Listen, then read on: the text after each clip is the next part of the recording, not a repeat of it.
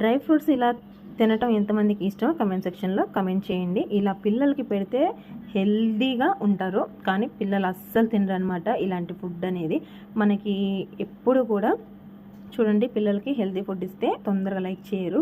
బయట నుంచి ఇచ్చే స్నాక్ ఐటమ్స్, లేసు, కుర్కురే, చక్రాలు, చకోడీలు ఇవి తిన్నంత ఇష్టంగా వీటిని అయితే తినరు. ఇంతకీ ఈ డ్రై ఫ్రూట్స్లో ఏమేమి ఉన్నాయంటే కిస్మిస్, బ్లాక్ కిస్మిస్, cherries, dried kiwi, sunflower seeds, watermelon seeds, అవిసె గింజలు,